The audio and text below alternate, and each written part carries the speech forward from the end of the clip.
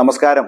10 വർഷം തുടർച്ചയായി ഭരിച്ചിട്ടും സ്വന്തം ഭരണകൂടത്തിന്റെ നേട്ടങ്ങളൊന്നും എടുത്തു പറയാനില്ലാത്ത ഒരു പ്രധാനമന്ത്രി അധികാര തുടർച്ചയ്ക്ക് പരവിദ്വേഷം പരമപഥ്യം എന്ന് കരുതിയില്ലെങ്കിലല്ലേ അത്ഭുതമുള്ളൂ. അടുത്ത 5 വർഷത്തേക്ക് അധികാരത്തിൽ വന്നാൽ തനിക്ക് എന്ത് ചെയ്യാൻ കഴിയുമെന്ന് പറഞ്ഞ് വോട്ട് തേടുന്നതിനു പകരം ഹിന്ദു മുസ്ലിം സ്പർദ്ധ ഉത്പാദിപ്പിക്കുന്നതിനാണ് പ്രധാനമന്ത്രി പ്രധാനമായും തെരഞ്ഞെടുപ്പ് പൊതുയോഗങ്ങളെ ഉപയോഗിക്കുന്നത്.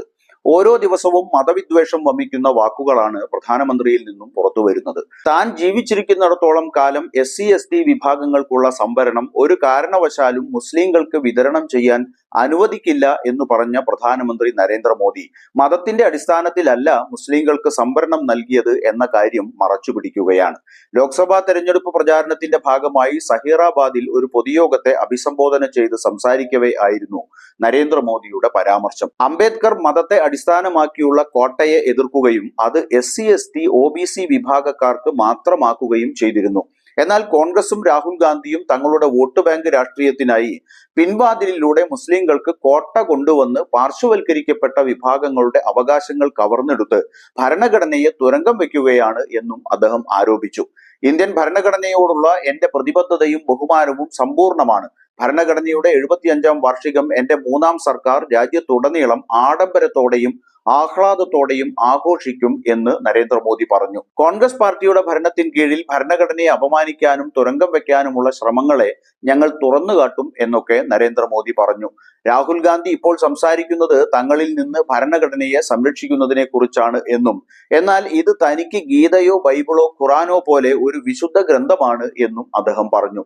MP ആയി തെരഞ്ഞെടുക്കപ്പെട്ട ശേഷം താൻ ആദ്യം ചെയ്തത് പാർലമെന്റിന് മുന്നിൽ സാഷ്ടാംഗം പ്രണമിക്കുകയും 2019 വീണ്ടും തെരഞ്ഞെടുക്കപ്പെട്ടപ്പോൾ ഭരണഘടനയുടെ പകർപ്പ് സെൻട്രൽ ഹാളിൽ വെച്ച് വണങ്ങുകയും ചെയ്യുകയായിരുന്നു എന്ന് അദ്ദേഹം ഓർമ്മിപ്പിച്ചു. അധികാരം നഷ്ടപ്പെട്ടാൽ കോൺഗ്രസ് പാർലമെന്റ് തടസ്സപ്പെടുത്തുകയും വോട്ട് ബാങ്ക് രാഷ്ട്രീയത്തിനായി തെരഞ്ഞെടുപ്പ് കമ്മീഷനെയും EVMകളെയും ചോദ്യം ചെയ്യുകയും ചെയ്യുമെന്നും മോദി കുറ്റപ്പെടുത്തി. അവർ ഭരണഘടനയെ അപകീർത്തിപ്പെടുത്താൻ ഏതറ്റം വരെയും പോകും എന്നും മോദി പറഞ്ഞു. 400-ലധികം സീറ്റ് കിട്ടിയാൽ ഭരണഘടന തന്നെ മാറ്റുമെന്ന് BJP നേതാക്കൾ പ്രസംഗിച്ചത് തിരിച്ചടിക്കുമെന്ന് ഭയന്നാണ് മോദി ഇപ്പോൾ ഭരണഘടനയെ പിടിച്ച് ആണയിടാൻ തുടങ്ങിയിരിക്കുന്നത്. കൈപ്പത്തിയുടെ 5 വിരലുകൾ, നുണകൾ, വോട്ട് ബാങ്ക് രാഷ്ട്രീയം, മാഫിയ, സാമൂഹിക വിരുദ്ധർ, അഴിമതി, രാജവംശ രാഷ്ട്രീയം എന്നിവയാണ് പ്രതിനിധീകരിക്കുന്നത് എന്ന് മോദി ആക്ഷേപിച്ചു. തെലങ്കാന കോൺഗ്രസും RR ജോഡികളായ രാഹുൽ ഗാന്ധിയും മുഖ്യമന്ത്രി രേവന്ത് റെഡ്ഡിയും സമൂഹത്തെ ഭിന്നിപ്പിക്കാനും ദ്രോഹിക്കാനും വ്യാജ വീഡിയോ ഉണ്ടാക്കി ജനാധിപത്യത്തെ പരിഹസിക്കുകയാണെന്നും അദ്ദേഹം ആരോപിച്ചു. ആന്ധ്രാപ്രദേശിലെ മുൻ കോൺഗ്രസ് സർക്കാർ മുസ്ലിങ്ങൾക്കായി ഒരു കോട്ട അവതരിപ്പിച്ച് ഒരു രാത്രി കൊണ്ട് OBCകളുടെ വിഹിതം നഷ്ടപ്പെടുത്തി.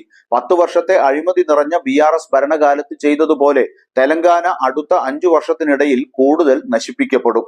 കോൺഗ്രസിന്റെ 55% അനന്തരാവകാശ നികുതി ജനങ്ങളെ കൊള്ളയടിക്കാനുള്ള മറ്റൊരു മാർഗമാണ്. അവരുടെ വോട്ട് ബാങ്കിനെ പ്രീതിപ്പെടുത്താൻ രാമനവമി ഘോഷയാത്ര തടസ്സപ്പെടുത്താനും അവർ ആഗ്രഹിക്കുന്നു എന്നും അദ്ദേഹം ആരോപിച്ചു. എല്ലാം വിദ്വേഷത്തിലൂന്നിയുള്ള ആരോപണങ്ങൾ മാത്രം. സ്വന്തം ഗവൺമെന്റിന്റെ നേട്ടങ്ങളെക്കുറിച്ച് ഒരു വാക്കുമില്ല. ജനജീവിതം ദുസ്സഹമായതിനെ കുറിച്ച് മിണ്ടാട്ടമില്ല. ഭാവി പദ്ധതികളെക്കുറിച്ച് പരാമർശമില്ല. സർവത്ര കുറ്റം പറച്ചിൽ മാത്രം. ഇതുകൊണ്ട് മാത്രം മോദിയും കൂട്ടരും കരകയറുമോ എന്ന് കാത്തിരുന്ന് കാണാം.